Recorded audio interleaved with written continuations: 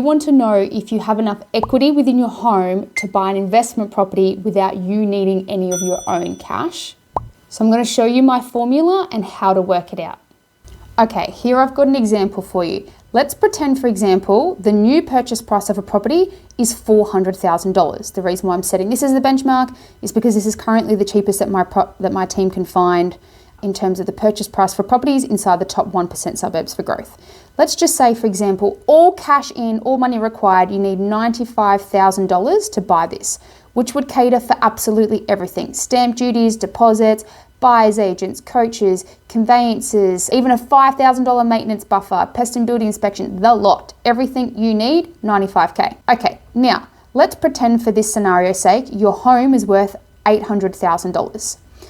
Now, first of all, you would need to grab a bank evaluation on this. Then you work out what you owe. Let's just say, for example, $600,000 is left on your mortgage. So in this scenario, you could go 800,000, so whatever the value is, minus 20% left in the game. So 160 grand, that would equal $640,000, then minus what you owe, which would be $600,000 in this scenario.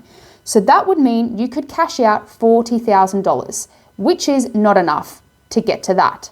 Now, the next scenario I've got here is you leaving, same thing, worth 800, owe 600, but what we're doing here is we're saying minus 10% left in the game instead, which means you're leaving a 10% buffer as opposed to a 20% buffer in your home.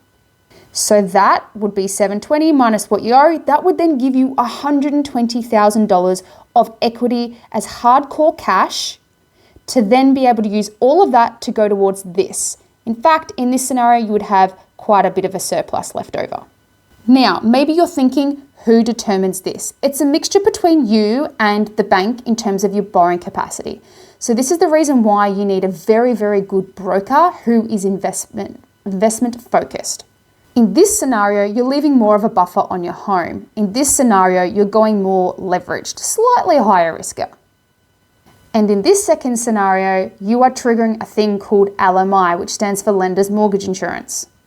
Now, Lender's Mortgage Insurance is not a bad thing. It is a tool to fast track your wealth because a couple of different reasons. Number one, the cost of the property that you're about to buy, if you're buying good properties, it should outperform the cost of LMI. Number two, LMI is just like a smaller, in this scenario, maybe $5,000 or $6,000 bill that gets divided over an entire 30-year mortgage, which inflation will just chew away at it anyway. And on top of that, it's also tax deductible as well.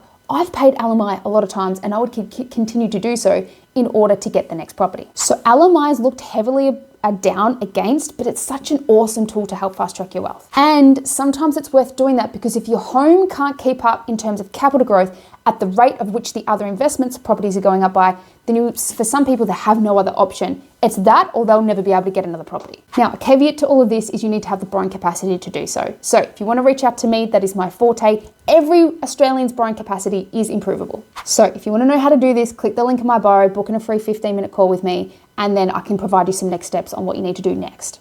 And all the people that you need on your team to let's even see if this is a possibility for you. And then that one extra investment property could be the thing that helps pay off your 30-year mortgage on your home in 10 or 15 years. So it's worth just saying, could your wealth actually truly be fast-tracked and you don't even know it? Let me know because I really want to help everyone get out of the system and stop swapping their time for money and hustling until they're old.